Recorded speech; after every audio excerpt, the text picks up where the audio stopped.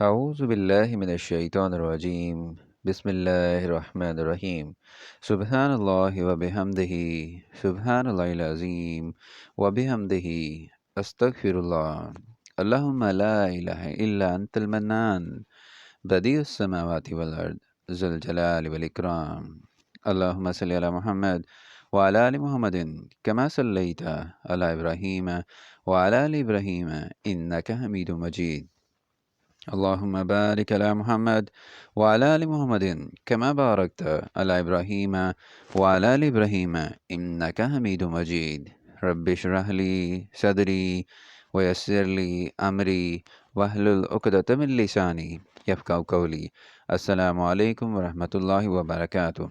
سورہ نحل کا ترجمہ بیان کیا جا رہا ہے آیت نمبر 1 سے لے کر آیت نمبر 50 تک۔ شروع اللہ کے نام سے جو بڑا مہربان نہایت رحم والا ہے۔ اللہ کا حکم یعنی عذاب گویا آ ہی پہنچا تو کافرو اس کے لیے جلدی مت کرو۔ یہ لوگ جو اللہ کا شریک بناتے ہیں وہ اس سے پاک اور بالا تر ہے۔ وہی فرشتوں کو پیغام دے کر اپنے حکم سے اپنے بندوں میں سے جس کے پاس چاہتا ہے بھیجتا ہے کہ لوگوں کو بتا دو کہ میرے سوا کوئی معبود نہیں تو مجھی سے ڈرو۔ اسی نے آسمانوں اور زمین کو مبنی بر حکمت پیدا کیا۔ اس کی ذات ان کافروں کے شرک سے اونچی ہے۔ اسی نے انسان کو نطفے سے بنایا مگر وہ اس خالق کے بارے میں علانیہ جھگڑنے لگا۔ اور چارپائیوں کو بھی اسی نے پیدا کیا۔ ان میں تمہارے لیے جڑ اول اور بہت سے فائدے ہیں، اور ان میں سے بعض کو تم کھاتے بھی ہو۔ اور جب شام کو انہیں جنگل سے لاتے ہو اور جب صبح کو جنگل چرانے لے جاتے ہو تو ان سے تمہاری عزت و شان ہے۔ اور دور دراز شہروں میں جہاں تم زحمت شاکہ کے بغیر پہنچ نہیں سکتے وہ تمہارے بوجھ اٹھا کر لے جاتے ہیں۔ کچھ شک نہیں کہ تمہارا پروردگار نہایت شفقت والا اور مہربان ہے۔ اور اسی نے گھوڑے اور خچر اور گدھے پیدا کیے تاکہ تم ان پر سوار ہو، اور وہ تمہارے لیے رونق و زینت بھی ہیں۔ اور وہ اور چیزیں بھی پیدا کرتا ہے جن کی تم کو خبر نہیں۔ اور سیدھا رستہ تو اللہ تک جا پہنچتا ہے، اور بعض رستے ٹیڑھے ہیں اور اس تک نہیں پہنچتے۔ اور اگر وہ چاہتا تو تم سب کو سیدھے رستے پر چلا دیتا۔ وہی تو ہے جس نے آسمان سے پانی برسایا جسے تم پیتے ہو، اور اس سے درخت بھی شاداب ہوتے ہیں جن میں تم اپنے چارپائیوں کو چراتے ہو۔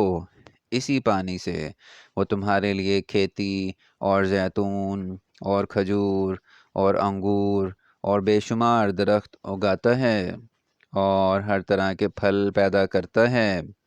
غور کرنے والوں کے لیے اس میں اللہ کی قدرت کی بڑی نشانی ہے۔ اور اسی نے تمہارے لیے رات اور دن اور سورج اور چاند کو کام میں لگایا، اور اسی کے حکم سے ستارے بھی کام میں لگے ہوئے ہیں۔ سمجھنے والوں کے لیے اس میں اللہ کی قدرت کی بہت سی نشانیاں ہیں۔ اور جو طرح طرح کے رنگوں کی چیزیں اس نے زمین میں پیدا کیں سب تمہارے زیر فرمان کر دیں۔ نصیحت پکڑنے والوں کے لیے اس میں نشانی ہے۔ اور وہی تو ہے جس نے دریا کو تمہارے اختیار میں کیا تاکہ اس میں سے تازہ گوشت کھاؤ اور اس سے زیور موتی وغیرہ نکالو جسے تم پہنتے ہو۔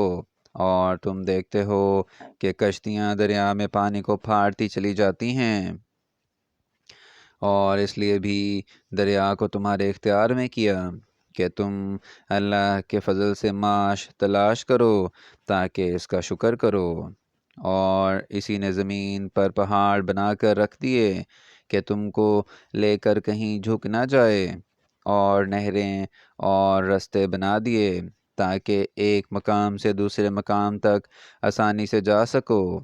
اور رستوں میں نشانات بنا دیے، اور لوگ ستاروں سے بھی راستے معلوم کرتے ہیں، تو جو اتنی مخلوقات پیدا کرے کیا وہ ویسا ہے جو کچھ بھی پیدا نہ کر سکے؟ تو پھر تم غور کیوں نہیں کرتے؟ اور اگر تم اللہ کی نعمتوں کو شمار کرنا چاہو تو گن نہ سکو، بے شک اللہ بخشنے والا مہربان ہے۔ اور جو کچھ تم چھپاتے ہو اور جو کچھ ظاہر کرتے ہو، سب سے اللہ واقف ہے۔ اور جن لوگوں کو یہ اللہ کے سوا پکارتے ہیں وہ کوئی چیز بھی تو نہیں بنا سکتے، اور وہ خود مخلوق ہیں، بے جان ہیں، زندہ نہیں، اور ان کو خبر نہیں کہ وہ مردے کب اٹھائے جائیں گے۔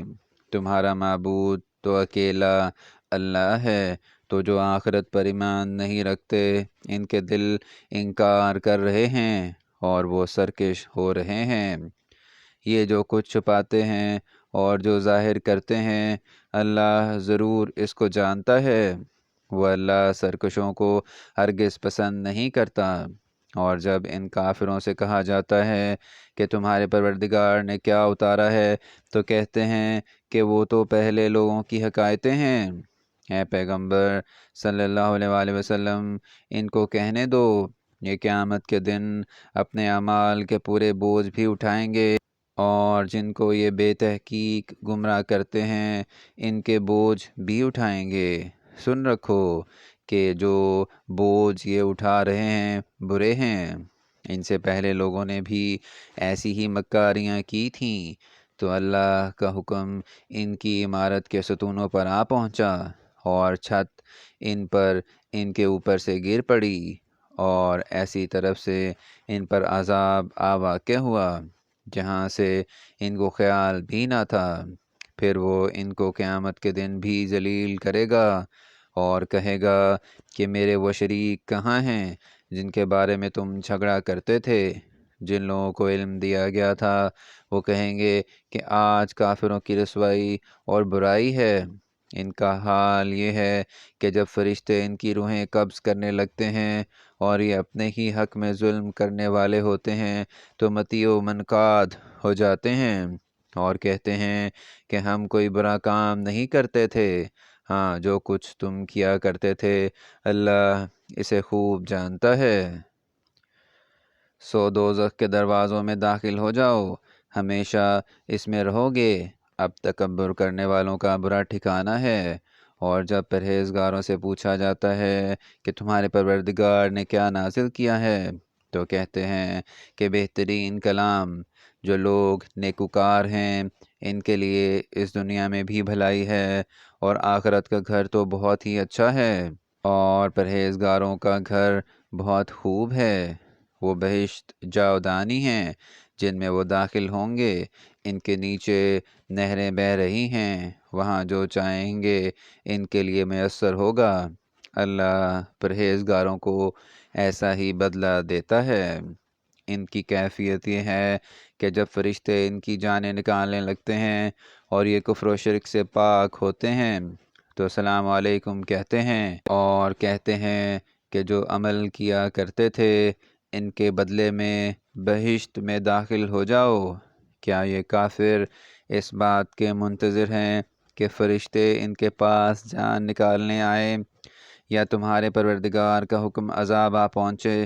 اسی طرح ان لوگوں نے کیا تھا جو ان سے پہلے تھے، اور اللہ نے ان پر ظلم نہیں کیا بلکہ وہ خود اپنے آپ پر ظلم کرتے تھے۔ تو ان کو ان کے اعمال کے برے بدلے ملے، اور جس چیز کے ساتھ وہ ٹھٹے کیا کرتے تھے ان سے ان کو ہر طرف سے گھیر لیا۔ اور مشرک کہتے ہیں کہ اگر اللہ چاہتا تو نہ ہم ہی اس کے سوا کسی چیز کو پوچھتے اور نہ ہمارے بڑے ہی پوچھتے، اور نہ اس کے فرمان کے بغیر ہم کسی چیز کو حرام ٹھہراتے۔ اے پیغمبر صلی اللہ علیہ وآلہ وسلم، اسی طرح ان سے اگلے لوگوں نے کیا تھا، تو پیغمبروں کے ذمے اللہ کے احکام کو کھول کر سنا دینے کے سوا اور کچھ نہیں۔ اور ہم نے ہر جماعت میں پیغمبر بھیجا کہ اللہ ہی کی عبادت کرو اور بتوں کی پرستش سے اجتناب کرو۔ تو ان میں بعض ایسے ہیں جن کو اللہ نے ہدایت دی اور بعض ایسے ہیں جن پر گمراہی ثابت ہوئی۔ سو زمین میں چل پھر کر دیکھ لو کہ جھٹلانے والوں کا انجام کیسا ہوا۔ اگر تم ان کفار کی ہدایت کے لیے للچاؤ تو جس کو اللہ گمراہ کر دیتا ہے اس کو ہدایت نہیں دیا کرتا، اور ایسے لوگوں کا کوئی مددگار بھی نہیں ہوتا۔ اور یہ اللہ کی سخت سخت قسمیں کھاتے ہیں کہ جو مر جاتا ہے اللہ اسے قیامت کے دن قبر سے نہیں اٹھائے گا، ہرگز نہیں۔ یہ اللہ کا وعدہ سچا ہے اور اس کا پورا کرنا اسے ضرور ہے، لیکن اکثر لوگ نہیں جانتے، تاکہ جن باتوں میں یہ اختلاف کرتے ہیں وہ ان پر ظاہر کر دے، اور اس لیے کہ کافر جان لیں کہ وہ جھوٹے تھے۔ جب ہم کسی چیز کا ارادہ کرتے ہیں تو ہماری بات یہی ہے کہ اس کو کہہ دیتے ہیں کہ ہو جا، تو وہ ہو جاتی ہے۔ اور جن لوگوں نے ظلم سہنے کے بعد اللہ کے لیے وطن چھوڑا، ہم ان کو دنیا میں اچھا ٹھکانہ دیں گے اور آخرت کا اجر تو بہت بڑا ہے، کاش وہ اسے جانتے۔ یعنی جو لوگ صبر کرتے ہیں اور اپنے پروردگار پر بھروسہ رکھتے ہیں، اور ہم نے تم سے پہلے مردوں ہی کو پیغمبر بنا کر بھیجا تھا جن کی طرف ہم وہی بھیجا کرتے تھے۔ اگر تم لوگ نہیں جانتے تو یاد رکھنے والوں سے پوچھ لو، اور ان پیغمبروں کو دلیلیں اور کتابیں دے کر بھیجا تھا، اور ہم نے تم پر بھی یہ کتاب نازل کی ہے تاکہ جو ارشادات لوگوں پر نازل ہوئے ہیں وہ ان پر ظاہر کر دو، اور تاکہ وہ غور کریں۔ کیا جو لوگ بری بری چالیں چلتے ہیں اس بات سے بے خوف ہیں کہ اللہ ان کو زمین میں دھسا دے، یا ایسی طرف سے ان پر عذاب آ جائے جہاں سے ان کو خبر ہی نہ ہو، یا ان کو چلتے پھرتے پکڑ لے؟ وہ اللہ کو عاجز نہیں کر سکتے۔ یا جب ان کو عذاب کا ڈر پیدا ہو گیا ہو تو ان کو پکڑ لے، بے شک تمہارا پروردگار بہت شفقت کرنے والا اور مہربان ہے۔ کیا ان لوگوں نے اللہ کی مخلوقات میں سے ایسی چیزیں نہیں دیکھیں جن کے سائے دائیں سے بائیں کو اور بائیں سے دائیں کو لوٹتے رہتے ہیں، یعنی اللہ کے آگے عاجز ہو کر سجدے میں پڑے رہتے ہیں؟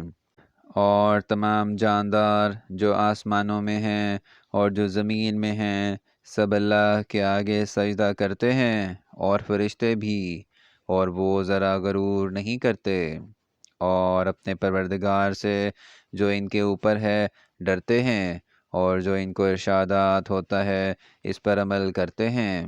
یہاں تک سورہ نحل کا ترجمہ آیت نمبر 50 تک بیان کر دیا گیا ہے۔ اگر اس میں کوئی غلطی ہو جائے تو ہم اللہ تعالیٰ سے معافی چاہتے ہیں، اور دعا ہے کہ اللہ تعالیٰ ہماری ہدایت فرمائے اور نیکی کے کام میں ہماری مدد فرمائے۔ آمین یا رب العالمین۔